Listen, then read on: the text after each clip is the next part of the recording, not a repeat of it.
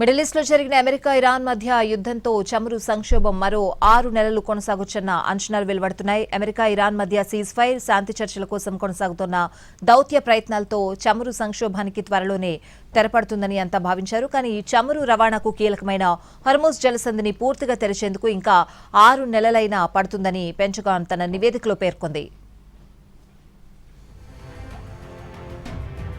Pentagon America చట్టసభ సభ్యుల మధ్య మంగళవారం రహస్య సమావేశం జరిగినట్లు అంతర్జాతీయ మీడియాలో కథనాలొచ్చాయి. ఈ మీటింగ్లో అమెరికా డిఫెన్స్ ఇంటెలిజెన్స్ ఏజెన్సీ కీలకమైన నివేదికను చట్టసభ సభ్యులకు వివరించింది. హార్ముజ్ను పూర్తిగా తెరిచేందుకు 6 నెలల సమయం పడుతుందని పేర్కొంది. ఇరాన్ అమర్చిన సీమైన్స్ ఉండడం వల్లే ఆలస్యమవుతోందని తెలిపింది. వాటిలో కొన్నింటికి జీపీఎస్ సాంకేతికత సాయంతో మారుమూల ప్రాంతాల్లో అమర్చినట్లు పేర్కొంది. ఇరాన్తో యుద్ధం ముగిసిన తర్వాతే పూర్తి స్థాయిలో ఈ ఆపరేషన్ చేపట్టడానికి వీలుంటుందని కూడా స్పష్టం చేసింది. కానీ ఈ నివేదికపై పెంటగాన్ ఇప్పటివరకు ఎలాంటి అధికారిక ప్రకటన చేయలేదు.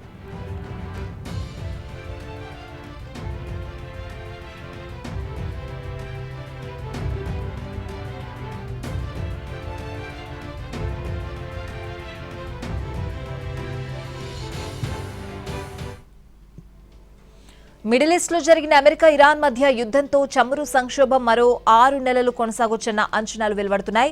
అమెరికా ఇరాన్ మధ్య సీజ్ ఫైర్ శాంతి చర్చల కోసం కొనసాగుతున్న దౌత్య ప్రయత్నాలతో చమురు సంక్షోభానికి త్వరలోనే తెరపడుతుందని అంతా భావించారు. కానీ చమురు రవాణాకు కీలకమైన హార్ముజ్ జలసంధిని పూర్తిగా తెరిచేందుకు ఇంకా 6 నెలలైనా పడుతుందని పెంటగాన్ తన నివేదికలో పేర్కొంది.